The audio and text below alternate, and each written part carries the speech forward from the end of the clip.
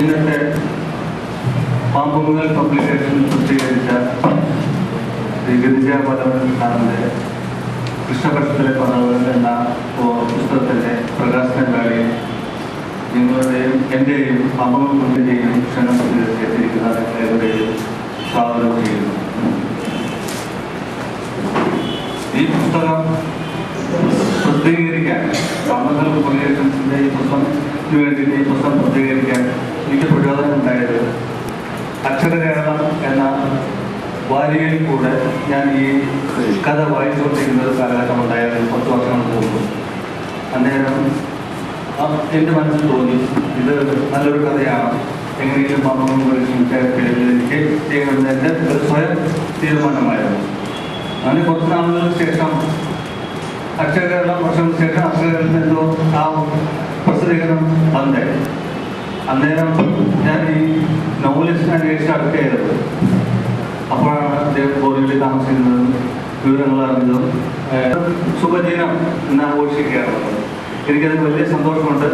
ഇന്നത്തെ ഈ പ്രകാശന വേള ഞങ്ങൾ കണ്ടതിൽ വളരെ സന്തോഷം.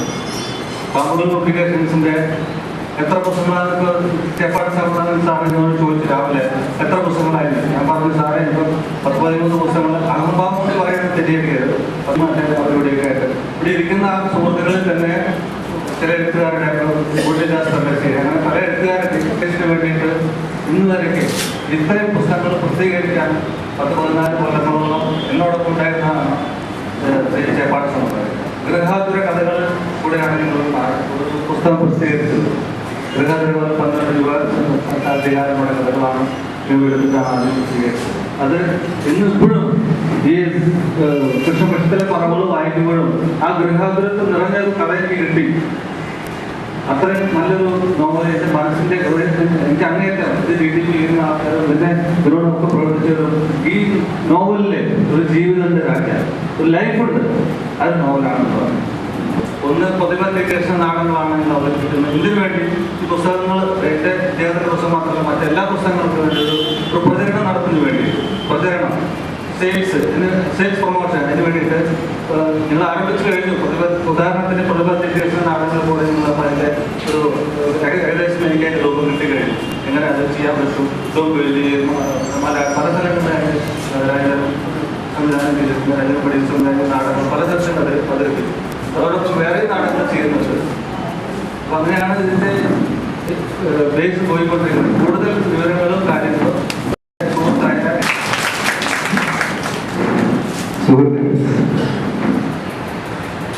ഈ പാമ്പുങ്ങൽ പബ്ലിക്കേഷൻസിൻ്റെ തുടക്കം മുതൽ ഇന്നുവരെയുള്ള പ്രവർത്തനങ്ങളിൽ അതുമായി സഹകരിച്ച ഒരു വ്യക്തി എന്ന നിലയിൽ ഇന്നത്തെ ഈ വേദിയിൽ അധ്യക്ഷത വഹിക്കുന്നതിന് മുൻകൂറാലും ക്ഷണിച്ചപ്പോൾ അത് ഹൃദയപൂർവ്വം സ്വീകരിക്കുകയായിരുന്നു. ഈ പരിപാടികളുടെ ആസൂത്രണത്തിലും അതിന് നടത്തിപ്പിലും ശ്രീ മുണ്ടൂർ രാജൻ നടത്തുന്ന പ്രവർത്തനങ്ങളെ ഒരുപക്ഷെ ഞാൻ പറയേണ്ട കാര്യമില്ല. അതായത് ഇതിൻ്റെ അധ്യക്ഷ പ്രസംഗത്തിന് മുമ്പ് ഈ വേദിയിലിരിക്കുന്ന വ്യക്തികൾക്ക് പാമ്പുങ്ങൽ പബ്ലിക്കേഷൻസിൻ്റെ വകയായി പുഷ്പം നൽകി സ്വീകരിക്കുന്നു. വളരെ ലളിതമായ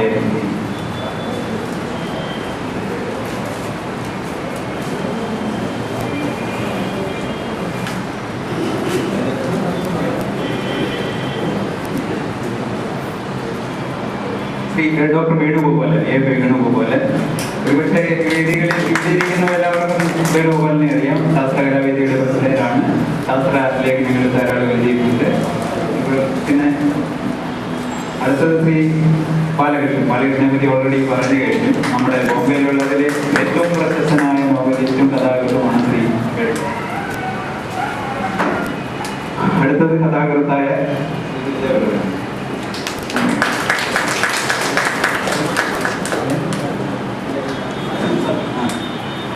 ഇതിന് ഈ പരിപാടിക്ക് ശേഷം ഈ പുസ്തകത്തെ പരിചയപ്പെടുത്തുകയും ആശംസ പ്രസംഗങ്ങൾ നടത്തുകയും ചെയ്യുന്ന വ്യക്തികൾ ഈ സ്റ്റേജിലെ പരിമിതി മൂലം മുൻനിരയിൽ തന്നെ ഇരിക്കുന്നുണ്ട്. അവർക്കും ഓരോ പുഷ്പം നൽകുവാനായി ശ്രീ മുണ്ടൂർ രാജനോട് അഭ്യർത്ഥിക്കാണ്. പുസ്തകത്തെ പരിചയപ്പെടുത്തുന്ന ശ്രീ മുണ്ടൂർ രാജൻ. പുത്തൂർ രാജേന്ദ്രൻ,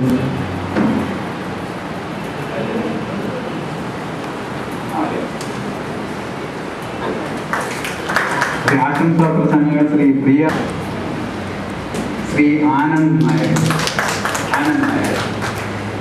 ശ്രീ കെ രാജൻ. ഇനി കാര്യ പരിപാടികളിലേക്ക്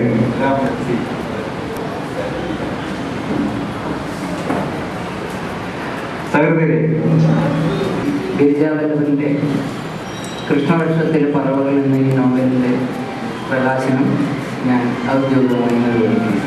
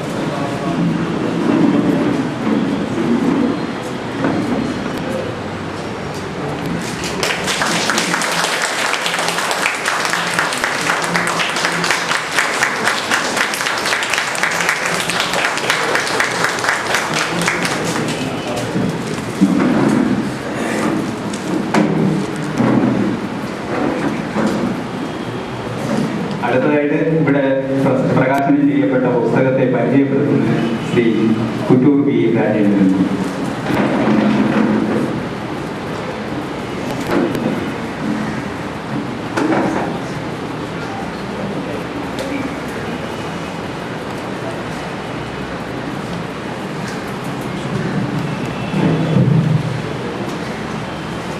ബഹുമാനപ്പെട്ട അധ്യക്ഷൻ ജയപാട് ഗോപാലൻ, നോവലിസ്റ്റ് ബാലകൃഷ്ണൻ, വേണുഗോപാലൻ, ഇന്ന് കൃഷ്ണപക്ഷത്തിലെ പറവകൾ എന്ന ഈ പുസ്തകം എഴുതിയ ശ്രീ ഗിരിജാവല്ലഭൻ, സദസ്സിലിരിക്കുന്ന സഹോദരി സഹോദരന്മാർ,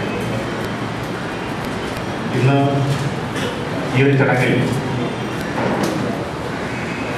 ഈ നോവല് വായിക്കണമെന്നും അത് ഈ പ്രകാശനം നടത്തുന്ന വേളയിൽ ഈ നോവലിനെ പറ്റി ഈ നോവലിനെ പരിചയപ്പെടുത്തി സംസാരിക്കണമെന്നും പറഞ്ഞ പ്രകാരമാണ് ഞാൻ നിങ്ങളുടെ മുന്നിൽ എത്തിയിട്ടുള്ളത്. ഗിരിജാവല്ലഭൻ്റെ കൃഷ്ണപക്ഷത്തിലെ പറവകൾ എന്ന ഈ നോവൽ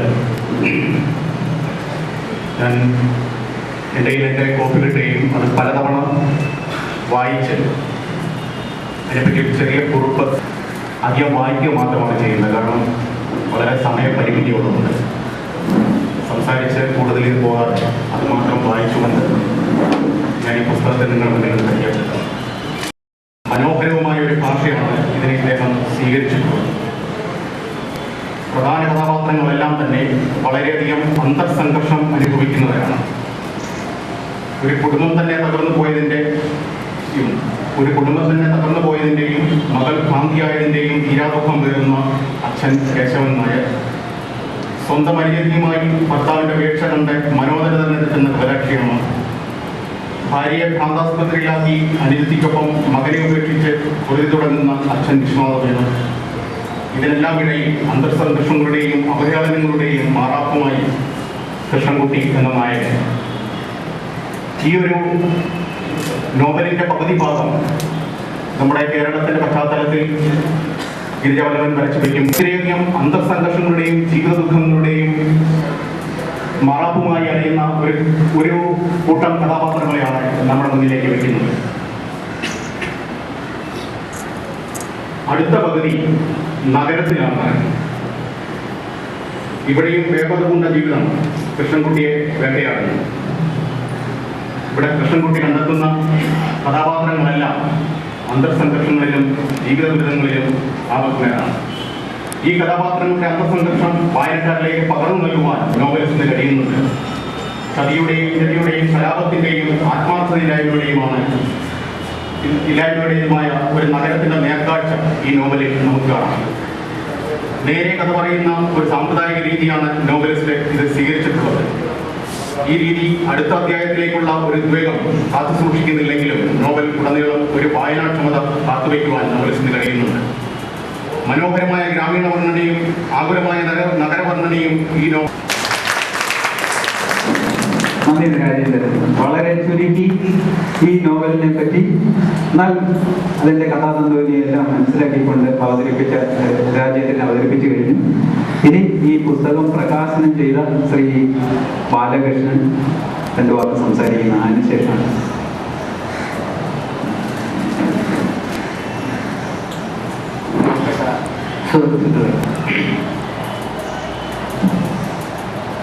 മുണ്ടൂർ രാജനോടും ഗിരിജാവല്ലഭനോടും എനിക്കുള്ള ഗാഠമായ അടുപ്പമാണ് ഈ പുസ്തക പ്രകാശനത്തിൽ പങ്കുകൊള്ളാൻ എന്നെ പ്രേരിപ്പിച്ചത്. അല്ലെങ്കിൽ ഈയിടെയായിട്ട് ഇത്തരം സംരംഭങ്ങളിൽ നിന്നൊക്കെ കുറച്ചകന്നക്കാരാണ് ഞാൻ ശ്രമിക്കുന്നത്. ഈ പുസ്തകം തന്നെ രാജൻ്റെ വളർച്ചയുടെ ഒരു ദൃഷ്ടാന്തമാണ്. കാരണം രാജൻ ആദ്യം പ്രസിദ്ധീകരിച്ച ഗ്രഹാതുകഥകൾ പഴയ മനുഷ്യനൊക്കെ ഞാൻ കണ്ടിട്ടുണ്ട്. അതിൻ്റെ പ്രൊഡക്ഷനേക്കാളൊക്കെ എത്രയോ മേന്മയേറിയൊരു പ്രൊഡക്ഷനാണ് ഈ പുസ്തകം എന്നുള്ളത് രാജൻ്റെ വളർച്ചയുടെ തികഞ്ഞ ഉദാഹരണമാണ്. പിന്നെ രാജൻ ഒരു അക്ഷരശില്പി ആയതുകൊണ്ടാണ് ഇത്രയും മുതൽ മുടക്ക്. ഗിരിജാവല്ലഭൻ എൻ്റെ ബന്ധു കൂടിയാണ്. ഗിരിജാവല്ലഭൻ്റെ ഈ പുസ്തകം പ്രസിദ്ധീകരിക്കാൻ വരണമെന്ന് പറഞ്ഞപ്പോൾ എനിക്ക് മറ്റൊന്നും പറയാം വരില്ല എന്ന് പറയുന്നത്. പിന്നെ ഞാനിവിടെ വന്ന കേട്ടിട്ടുണ്ട് മലയാള നാടിൽ ദേശാഭിമാനി. ഞാൻ അദ്ദേഹത്തിന് ഇഷ്ടപ്പെട്ടൊരു ഗുണം എവിടെയും ഇടിച്ചു കയറി തനിക്കില്ലാത്ത പെരുമ ഉണ്ടാക്കാനും ഇല്ലാത്തൊരു ബുദ്ധിമുട്ടും പ്രൊജക്റ്റ് ചെയ്യാനും ഗിരിജാവല്ലഭൻ വളരെ നിശബ്ദനായിരുന്നു സാഹിത്യ സേവനം നടത്തുന്ന ഒരു വ്യക്തിയാണ്. ആ വിനയവും അല്ലെങ്കിൽ മുന്നോട്ട് കുതിക്കാനുള്ള താല്പര്യമില്ലായ്മയും ഒക്കെ ഒരുപക്ഷെ ഞാൻ ഇഷ്ടപ്പെടുന്ന ഗുണമാണ്. അല്ലാതെ അല്പന്മാർ എവിടെയും കയറി അന്തസ് കാണിക്കുന്ന ഒരു രംഗത്ത് അതിന് കഴിവുള്ളവർ അല്പം പിന്നാക്കം നിൽക്കുന്നത് കൂടുതൽ അനുയോജ്യമാണ്. ഗിരിജാവല്ലഭൻ്റെ ഈ പുസ്തകം കുറച്ച് അധ്യായത്തിൽ ഞാൻ വായിച്ചിട്ടുണ്ട് അക്ഷരകേരളത്തിൽ. അന്ന് തന്നെ ആ ഭാഷയുടെ ലാളിത്യവും ആർജവും ഒക്കെ കൊള്ളാമെന്ന് തോന്നുന്നു. അത് മുഴുവൻ വായിക്കാൻ എനിക്ക് കഴിഞ്ഞില്ല. അതുകൊണ്ട് പുസ്തകത്തിനെ കുറിച്ച് ഞാൻ ഒന്ന് പറയും. ഗിരിജാവല്ലഭൻ്റെ കൂടുതൽ എഴുതണമെന്നും കൂടുതൽ ഈ രംഗത്ത് സജീവമാണെന്നും അദ്ദേഹത്തോട് അഭ്യർത്ഥിക്കുന്നു. അദ്ദേഹത്തിന് എല്ലാ വിജയവും നേരുന്നു. നന്ദി, നമസ്കാരം.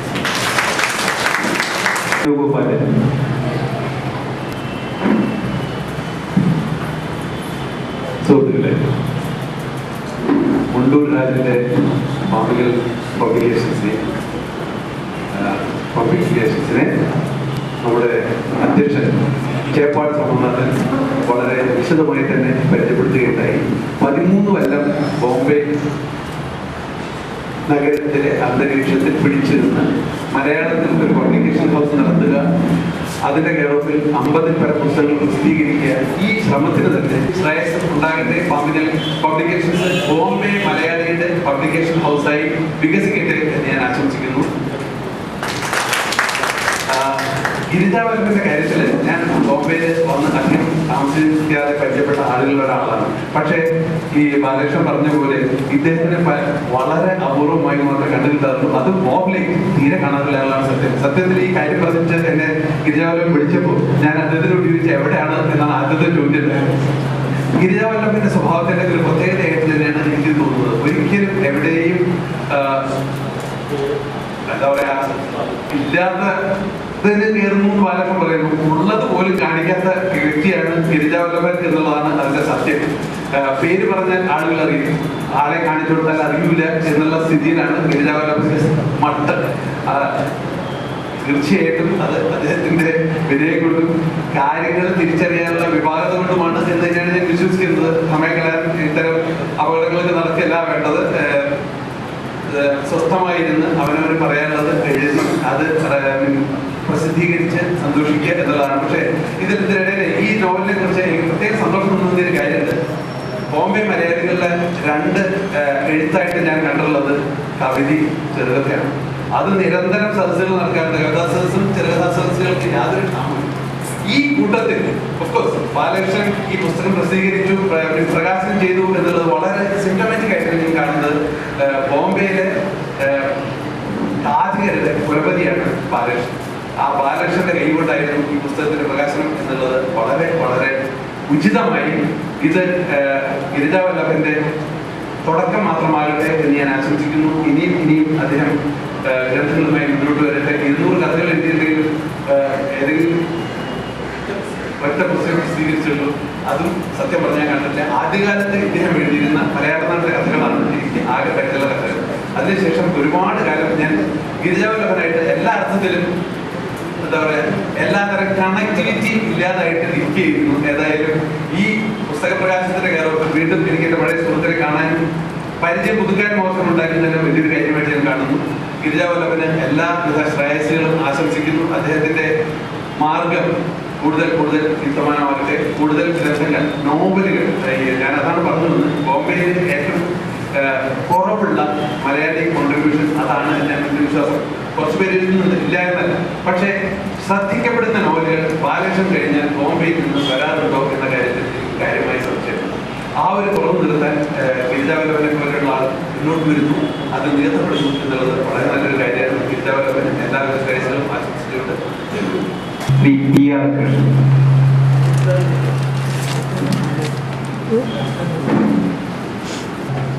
സംസാരിക്കുന്നത് ആദ്യത്തെ അക്ഷരങ്ങളിൽ ഇവിടെ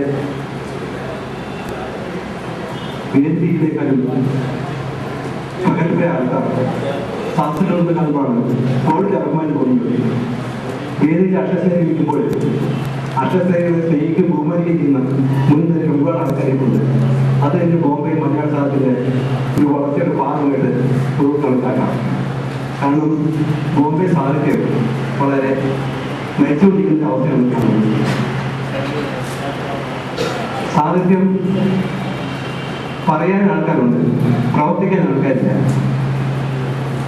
പിന്നെ ഈ വേദിയുടെ പ്രത്യേകത പറയുകയാണെങ്കിൽ ഈ വേദിക്ക് എല്ലാം ഈ മാന്യമെന്ന് വെച്ച് ഇവരെല്ലാം സർക്കാർ ഉദ്യോഗസ്ഥരാണ്. ആ സർക്കാർ സേവനം ചെയ്തുകൊണ്ടാണ് ഇവർ സാഹിത്യം സൃഷ്ടിക്കുന്നത്. അത് വലിയ അത്ഭുതം തന്നെയാണ്. അതോടൊപ്പം തന്നെ ഈ പ്രസാദകനായ നമ്മുടെ കുണ്ടുരാജ്യം ഒരു സർക്കാർ ഉദ്യോഗസ്ഥനാണ്. അത് നമുക്ക് അഭിമാനിക്കാൻ വകയാണ്. പക്ഷെ എങ്കിൽ തന്നെയും സാഹിത്യം നമ്മൾ ഇവരിതേവരെ വളർത്തുമ്പോൾ സർക്കാർ ഉദ്യോഗസ്ഥരല്ലാത്തവരെ ബോംബെ ഇതുപോലെ സാധ്യത വളർത്തുന്നുണ്ടെന്ന് ചിന്തിക്കേണ്ട വിഷയമാണ് ഞാൻ പറഞ്ഞു. പക്ഷെ ഞാൻ പറയണു, ഗിരിജാവല്ലഭൻ രംഗത്ത് വരണം, പിടിച്ചു കയറണം. കാരണം എന്താ വെച്ചാൽ എന്റെ ഗുരു പറഞ്ഞിട്ട് ശ്രീ പാപ്പനോട് പ്രഭായ നമ്മുടെ കാര്യം പറയാൻ നമ്മൾ മാത്രമേ ഉള്ളൂ, വേറെ ആരുമില്ല. നമ്മുടെ വീട്ടിലായിരുന്നാലും എവിടെയായിരുന്നാലും നമ്മുടെ കാര്യം പറയാൻ നമ്മളല്ലെങ്കിൽ വേറെ ആരെ പറയാം. നമ്മുടെ കാര്യം പ്രവർത്തിക്കാനും ചെയ്യാനും നമ്മൾ മാത്രമേ ഉള്ളൂ. ശ്രീ ഗിരിജാവല്ലഭൻ എഴുതിക്കൊണ്ടാണ് ഇത് പ്രസിദ്ധീകരിക്കാൻ പറ്റിയത്. ശ്രീ ഗിരിജാവല്ലഭൻ എഴുതിയിട്ട് പറ്റില്ല, പക്ഷെ അപ്പോഴേക്കും മുൻകൈ എടുക്കും. പക്ഷെ അതോടൊപ്പം തന്നെ ഈ സാഹിത്യ സാധ്യത ശ്രീ ഗിരിജാവല്ലഭൻ ഭരണം പ്രത്യക്ഷപ്പെടണം, എങ്കിൽ മാത്രമാണ് സാധ്യം പറയുകയുള്ളൂ. അങ്ങനെ അതുകൊണ്ട് കൊണ്ട് പറയണം. അങ്ങനെ 2 വാചകങ്ങൾക്ക് വിശദമായിട്ട് പറഞ്ഞൊരു കാര്യം ആനന്ദനായ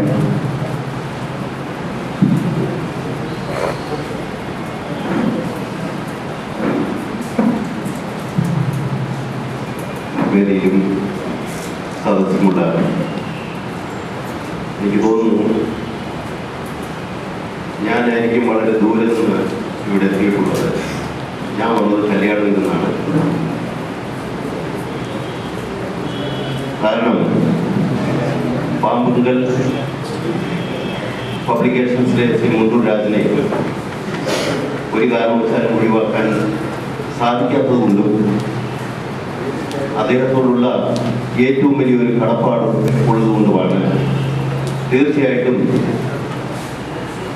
എൻ്റെ തിരക്കേറിയ സമയത്ത് ഞാനിവിടെ എത്താൻ ആഗ്രഹിച്ചും വന്നെത്തിയിരുന്നു. മാത്രം ഈ വക സാഹിത്യ രചനകൾ പ്രയോജനപ്പെടും എന്നുള്ളതാണ് എൻ്റെ പ്രധാന ആഗ്രഹം, ലക്ഷ്യം. അതുകൊണ്ട് തന്നെ അദ്ദേഹത്തിൻ്റെ ഒട്ടുമുക്കാലും പബ്ലിക്കേഷൻസിൻ്റെ കോപ്പികൾ ഞാൻ വാങ്ങിയിട്ടുണ്ട്. മൊത്തം വാങ്ങിക്കാനുള്ള സൗകര്യങ്ങൾ ഇല്ലെങ്കിൽ തന്നെയും വായിക്കാൻ ആഗ്രഹമുള്ളവർക്ക് കോപ്പികൾ വാങ്ങി സൗജന്യമായി കൊടുത്ത് വായിപ്പിക്കാറുണ്ട്. 10 പ്രാവശ്യം ഒരു ബുക്ക്. ഞാനും ഗിരിജാവല്ലഭനെ പോലെ തന്നെ ഒരു അന്തർമുഖനാണ്. എന്ന് വെച്ചാൽ വേദികളിൽ ഞാൻ അങ്ങനെ പ്രത്യക്ഷപ്പെടാനില്ല. ഗിരിജാവല്ലഭനും അതുപോലെ തന്നെ. ഇവിടെ കൂടിയിരിക്കുന്നവരിൽ എത്ര പേർക്ക് ഗിരിജാവല്ലഭനെ അറിയാം, അദ്ദേഹത്തിൻ്റെ സാഹിത്യ പ്രവർത്തനങ്ങളെ കുറിച്ച് അറിയാം എന്നൊക്കെ നമ്മളൊന്ന് ചിന്തിച്ചു നോക്കേണ്ടതാണ്. ഇവിടെ ആശംസാ പ്രസംഗം നടത്തിയവരും അധ്യക്ഷ പ്രസംഗം നടത്തിയവരും ഒക്കെ ഗിരിജ വല്ലഭന്റെ വ്യക്തിത്വത്തിലേക്കും സാഹിത്യ ജീവിതത്തിലേക്കുമൊക്കെ വെളിച്ച ദിശയുണ്ടായി. സത്യം പറഞ്ഞു കഴിഞ്ഞാൽ എത്ര പേർ അദ്ദേഹത്തിന്റെ സാഹിത്യ സൃഷ്ടികൾ വായിച്ചിട്ടുണ്ട് എന്ന് എനിക്ക് അറിഞ്ഞുകൂടാ. ഏതായാലും ഞാൻ വായിച്ചിട്ടുണ്ട്. 3 വ്യാഴവട്ടക്കാലം മുമ്പ് വായിച്ച, മലയാള നാടിൽ വായിച്ച ഒരു കഥ ഇന്നും എൻ്റെ മനസ്സിൽ പറ്റിപ്പിടിച്ചിട്ടുണ്ട്. കഥയുടെ പേര് വരെ എനിക്കറിയാം, വസൂരിമാല. അദ്ദേഹം കോളേജിലെ മറ്റും പഠിച്ചുകൊണ്ടിരുന്ന അവസരത്തിലാണെന്ന് തോന്നുന്നു ഈ കഥ എഴുതിയത്. പക്ഷേ ഗിരിജാവല്ലഭനോട് തന്നെ ആ കഥയുടെ പ്രമേയം എന്താണെന്ന് ചോദിച്ചു കഴിഞ്ഞാൽ അറിയുമോ എന്നുള്ള കാര്യം സംശയാസ്പദമാണ്. വസൂരി ബാധിച്ച ഒരു സ്ത്രീയെ അടക്കം ചെയ്യാൻ വേണ്ടി കൊണ്ടുപോകുന്ന മാരിമുത്തു എന്ന ഒരു കഥാപാത്രം അടക്കം ചെയ്തതിനു മുമ്പ് തൻ്റെ ഭാര്യയുടെ കണ്ണുകൾ അരങ്ങുന്നുണ്ടോ എന്ന് സംശയിക്കുന്ന ഒരു ധ്വനിപ്രധാനമായ ഒരു കഥ എന്റെ ഹൃദയത്തെ വല്ലാതെ സ്പർശിച്ചു. 35-36 വർഷങ്ങളായി ഗിരിജാവല്ലഭൻ നമ്മളോടൊപ്പമുണ്ട്. പക്ഷേ എത്ര പേർക്ക് അറിയും എന്നെനിക്ക് അറിഞ്ഞുകൂടാ. അദ്ദേഹത്തിന്റെ സ്നേഹതീരങ്ങൾ എന്നൊരു കഥാ സമാഹാരം 1996 അത് പ്രസിദ്ധം ചെയ്തത്. കേരളത്തിലെ നാഷണൽ ബുക്ക് ഹൗസ് ആണ് അത് പ്രസാദനം ചെയ്തത്. വളരെ ലളിതമായ കഥകൾ, വായിച്ചാൽ മനസ്സിലാവുന്ന കഥകൾ. നമ്മൾക്ക് ആവശ്യമില്ലാത്തത് അതാണ്. ഇവിടുത്തെ ബുദ്ധിജീവികളൊന്നടക്കം വായിച്ചാൽ മനസ്സിലാവുന്ന കഥകൾ പരോക്ഷമായി വിമർശിക്കാറുണ്ട്. ഞാനും വായിച്ചാൽ മനസ്സിലാവുന്ന കഥകൾ എഴുതുന്ന ഒരാളാണ്. അതുകൊണ്ട് തന്നെ ഞാൻ പൈങ്കിളി വർഗത്തിൽപ്പെടുന്നു. അഭിമാനപൂർവ്വം ഞാൻ പറയുന്നു, ഞാൻ പൈങ്കിളി വർഗത്തിൽപ്പെടുന്ന എഴുത്തുകാരനാണ്. ഒരുപക്ഷെ ഈ കഥയുടെ, ഈ നോവലിന്റെ പേര് കൃഷ്ണപക്ഷത്തിന്റെ പറവകൾ എന്നായതുകൊണ്ട്, പറവകൾ കിളിവർഗത്തിൽപ്പെട്ടതായതുകൊണ്ട് ഇതും ഒരുപക്ഷെ പൈങ്കിളിയായി കൊണ്ടാടാൻ മതി എന്നെനിക്ക് തോന്നുന്നു. ഇവിടുത്തെ ആസ്ഥാന നിരൂപകന്മാർ പക്ഷേ ഇതിനെ ചെയ്യേണ്ടതുണ്ട്, ഇതിനെ നിരൂപണം ചെയ്യേണ്ടതുണ്ട്. രാജേന്ദ്ര കുറ്റൂറിയുടെ പുസ്തകത്തെ പരിചയപ്പെടുത്തി സംസാരിച്ചു. സ്നേഹതീരങ്ങൾ എന്നൊരു കഥ ഞാൻ വായിച്ചു കഴിഞ്ഞു. ഇപ്പോഴല്ല, 12 വർഷങ്ങൾക്ക് മുമ്പ്. കറുത്ത കുതിര എന്ന പേരോടുകൂടിയ ഒരു കഥ അതിലുണ്ട്. നമ്മുടെ OV വിജയനോ അല്ലെങ്കിൽ ആനന്ദോ അല്ലെങ്കിൽ ചെക്ക് സാഹിത്യകാരൻ ഫ്രാൻസ് കാഫ്കയോ ആയിരുന്നു ഈ കഥ എഴുതിയിരുന്നെങ്കിൽ AP അപ്പനമാതിരിയുടെ നിരൂപകന്മാരെതിരെ കൊണ്ടാടപ്പെടുമായിരുന്നു. ആരും അറിയാതെ കടന്നുപോയി ആ കഥ. വളരെ വളരെ ദാർശനിക മാനങ്ങൾ അവകാശപ്പെടാവുന്ന ഒരു കഥ. എത്ര പേര് അന്തർമുഖനാണെങ്കിലും ആദ്യകാലങ്ങളിൽ നമ്മളുടെ വേദികളിൽ അദ്ദേഹം സംബന്ധിച്ചിട്ടുണ്ട്. ഒരുപക്ഷെ സാഹിത്യവേദിയിൽ ചർച്ചകളിൽ പങ്കെടുക്കുമ്പോഴാണ് ശ്രീ ഗിരിജാവല്ലഭനെ ഞാൻ പരിചയപ്പെടുന്നത്. അദ്ദേഹത്തിന്റെ കഥകൾ ദേശാഭിമാനിയിൽ വന്നിട്ടുള്ള എല്ലാ കഥകളും, ദൂരവസ്ഥ എല്ലാ കഥകളും ഞാൻ വായിച്ചിട്ടുണ്ട്. ഇപ്പം ദേശാഭിമാനി കിട്ടാറുണ്ട്. അപ്പം അങ്ങനെ ഒരുപാട് വേദികളിൽ പ്രത്യക്ഷപ്പെടാറില്ലായിരുന്നു എങ്കിലും നമ്മളുടെ സാഹിത്യ പ്രവർത്തനങ്ങളെ നിരീക്ഷിക്കുകയും അതിലൊക്കെ പങ്കെടുക്കാൻ താല്പര്യപ്പെടുകയും ചെയ്തിട്ടുള്ള ഒരു വ്യക്തിയാണ് ഗിരിജാവല്ലഭൻ. ഒരുപക്ഷെ ഓരോ വ്യക്തികൾക്കും അവരവരുടേതായ ചില സാഹചര്യങ്ങളിൽ അതിൽ നിന്ന് മാറി നിൽക്കുന്നതിനപ്പുറം ഇതിൽ നിന്നെല്ലാം ഒഴിഞ്ഞു മാറുന്ന ഒരു വ്യക്തിയല്ല ഗിരിജാവല്ലഭൻ എന്ന് എനിക്കറിയാം. കാരണം അദ്ദേഹവുമായി വളരെ കാലമായി എനിക്ക് അദ്ദേഹവുമായി സംസാരിക്കാറുണ്ടായിരുന്നു എന്നുള്ളത്. അതൊക്കെ പോട്ടെ, അതല്ലല്ലോ ഇവിടുത്തെ വിഷയം.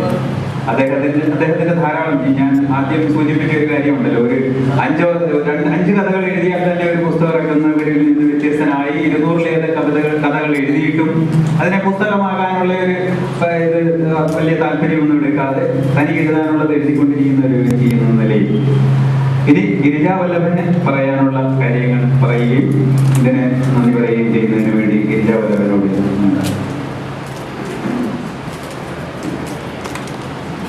സുഹൃത്തുക്കളെ, ഞാൻ ഈ മഹാനഗരത്തിലെത്തിയിട്ട് 36 സംവത്സരങ്ങൾ കഴിഞ്ഞു.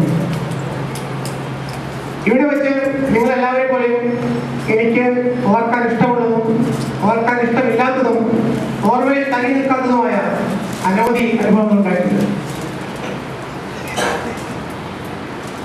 ഞാൻ ഈ നഗരത്തിൽ നിന്ന് ഒട്ടേറെ നേടി. പക്ഷെ എനിക്ക് തോന്നുന്നു ഇവിടെ വെച്ച് എന്റെ സാഹിത്യം എനിക്ക് നഷ്ടപ്പെട്ടു പോയിരുന്നു. കാരണം 80-കളിലും ഞാൻ വളരെയേറെ എഴുതിയിരുന്നു. അതിനുശേഷം എന്തോ കാരണത്താൽ എന്റെ സാഹിത്യ പ്രവർത്തനങ്ങൾ വളരെ ചുരുങ്ങിപ്പോയി. ഞാൻ വളരെയേറെ എഴുതിയിരുന്നെങ്കിലും അതൊന്നും ക്രോഡീകരിക്കാൻ കാര്യമായ യാതൊരു ശ്രമം നടത്തിയില്ല. അതിനാൽ തന്നെ പല കൃതികളും ഇന്ന് എന്റെ പക്കലില്ല, നഷ്ടപ്പെട്ടു പോയിരിക്കുന്നു. 1980-ൽ നടന്നൊരു സംഭവം ഇപ്പോൾ എന്റെ ഓർമ്മയിൽ ഓടിയെത്തുന്നു. അന്ന് ഞാൻ ഞങ്ങളുടെ ഓഫീസർ സംഘടനയുടെ ബോംബെ സെക്രട്ടറിയായി തിരഞ്ഞെടുക്കപ്പെട്ടു. അതിനുശേഷം ഐക്യർ ഭവനിലെ ബോംബെ ഇൻകം ടാക്സ് യൂണിയൻ ഓഫീസിൽ ഇരിക്കുമ്പോൾ നമുക്ക് എല്ലാവർക്കും പ്രിയങ്കരനായ യശസ്വരീയനായ ശ്രീ പാപ്പനംകോട് പ്രഭാകരൻ അവിടെ കയറി വരികയും എന്റെ സുഹൃത്തുക്കളിൽ ആരോ അദ്ദേഹത്തോട് പറഞ്ഞു, ഗിരിജാവല്ലഭനെ ഞങ്ങൾ സെക്രട്ടറിയെ തിരഞ്ഞെടുത്തത്. അന്ന് ശ്രീ പാപ്പനംകോട് പറഞ്ഞ വാക്കുകൾ ഇന്നും ഞാൻ ഓർക്കുന്നു. തനതായ ഭാഷയിൽ തനതായ ശൈലിയിൽ പാപ്പനംകോട് ഒരു വാചകം പറഞ്ഞുകൊണ്ട് അവിടെ നിന്ന് അപ്രത്യക്ഷനായി. അദ്ദേഹം പറഞ്ഞു, ഒരു സാഹിത്യകാരൻ ഇവിടെ മരിക്കുന്നു. ശ്രീ പാപ്പനംകോടിന്റെ പ്രവചനം ശരിയായോ എന്നെനിക്കറിയില്ല. അതിനുശേഷം സംഘടനാ തലത്തിൽ ദേശീയ തലത്തിൽ പല ചുമതലകളും വഹിക്കേണ്ടി വന്നപ്പോൾ എന്റെ സാഹിത്യ പ്രവർത്തനം വളരെ ചുരുങ്ങി. അതൊരു പ്രമട്ടം മാത്രമാണ്. ഇന്നിവിടെ നിങ്ങളുടെ സമക്ഷത്തിൽ സമർപ്പിക്കപ്പെട്ട ഈ നോവലിനെ കുറിച്ച് 2 വാക്ക് പറയാൻ ഞാൻ ആഗ്രഹിക്കുന്നു. കുറെ ചരിത്രമുണ്ട്. ഒരുപക്ഷെ ഇന്നത്തെ യുവതലമുറയ്ക്ക് ഇതിലെ ഇതിവൃത്തങ്ങൾ പലതും അപരിചിതമായിരിക്കും. മലയാളി ചെറുപ്പക്കാർ കൊട്ടുപഠിച്ച്, അതായത് ടൈപ്പിംഗ് പഠിച്ച് ബോംബെയിലേക്ക് വണ്ടി കയറിയിരുന്ന ഒരു കാലഘട്ടം ഉണ്ടായിരുന്നു. ആ കാലഘട്ടം നമ്മുടെ ഒട്ടേറെ പേർക്ക് സുപരിചിതമാണ്. അത് ചരിത്രത്തിന്റെ ഭാഗം കൂടിയാണ്. അതിനാൽ തന്നെ നമുക്കൊന്നും അത് വിസ്മരിക്കാൻ കഴിയില്ല. പിന്നെ ഇതിലെ ഭാഷയെ കുറിച്ചുകൂടി ഞാൻ കുറച്ച് പറയാൻ ആഗ്രഹിക്കുന്നു. ഞാനിതിൽ 2 തരത്തിലുള്ള ഭാഷാശൈലി പ്രയോഗിക്കുന്നവരും മുമ്പേ മലയാളി സമൂഹത്തിലെ വൈശിഷ്ട്യം ആർജിച്ച വ്യക്തികളാണ്. നിങ്ങളെല്ലാവരും ഞങ്ങളുടെ ക്ഷണം സ്വീകരിച്ച് ഇവിടെ എത്തിയതിൽ എനിക്ക് വളരെ നന്ദിയുണ്ട്. എന്റെ ഈ നോവൽ പുസ്തക രൂപത്തിലാക്കാൻ എന്നെ പ്രേരിപ്പിക്കുകയും അതിനുവേണ്ടി മുന്നോട്ട് ഇറങ്ങുകയും ചെയ്ത ശ്രീ മുണ്ടൂർ രാജനോടും ഈ ചടങ്ങ് ഒരുക്കി തീർക്കുന്നതിന് അണിയറ പ്രവർത്തനം നടത്തിയ ശ്രീ TR ദിനാചരണെ പോലെയുള്ള എന്റെ നല്ല സുഹൃത്തുക്കളോടും എന്റെ കുടുംബത്തോടും ഞാൻ വളരെയേറെ കടപ്പെട്ടിരിക്കുന്നു. ഓണം വളരെ അടുത്തെത്തിയിരിക്കുന്ന ഈ അവസരത്തിൽ നിങ്ങൾക്ക് എല്ലാവർക്കും സമൃദ്ധിയും ഐശ്വര്യങ്ങളും നന്മയും നിറഞ്ഞ ഒരു പൊന്നോണം ആശംസിച്ചുകൊണ്ട് ഞാൻ നിർത്തട്ടെ. ഒരിക്കൽ കൂടി നന്ദി, നമസ്കാരം. ഒരു ചെറിയ അറിയിപ്പാണ്. നമ്മളുടെ സ്നേഹിതൻ KD ചന്ദ്രൻ, അദ്ദേഹത്തിൻ്റെ ജീവചരിത്രം ആദ്യം കാറോക്കാരൻ എഴുതിയിരുന്നു. അതിൻ്റെ ഇംഗ്ലീഷ് പതിപ്പ് ഇപ്പോൾ പുറത്തിറങ്ങിയിട്ടുണ്ട്. മിസ്റ്റർ K രാജനാണ് അത് ഇംഗ്ലീഷിലേക്ക് ട്രാൻസ്ലേറ്റ് ചെയ്തിട്ടുള്ളത്. അതിൻ്റെ ഈ ഇംഗ്ലീഷ് ട്രാൻസ്ലേഷൻ്റെ പ്രകാശനം അടുത്ത ഒക്ടോബർ 11 മൈസൂർ അസോസിയേഷൻ ഹാളിൽ 6 മണിക്ക് നടക്കുന്നതായിരിക്കും. അതുകൊണ്ട് നമ്മുടെ സുഹൃത്തുക്കൾ ആ പരിപാടിയിൽ പങ്കെടുക്കണമെന്ന് KD ചന്ദ്രൻ്റെ വേദിയിൽ മുംബൈ സാഹിത്യ വേദിയിലെ പ്രഗത്ഭരായ സാഹിത്യം വളരെ സെൻട്രലായ സുഹൃത്തുക്കൾ,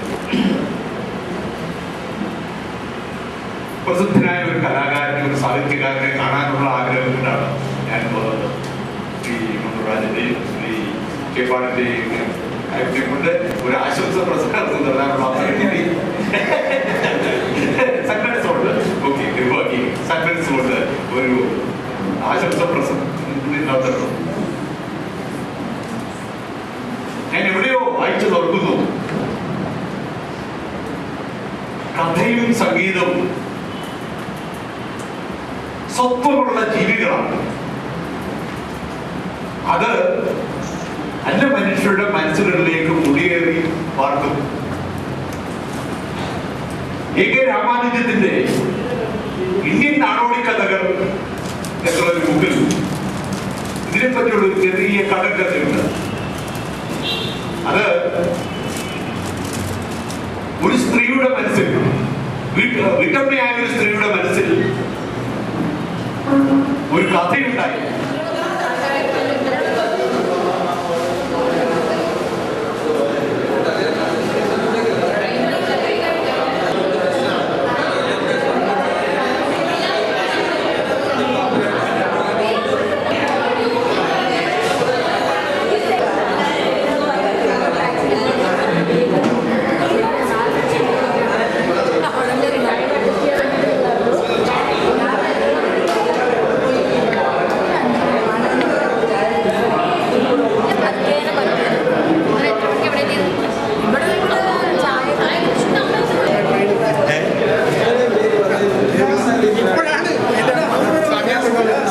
ജനങ്ങൾ പോയോ?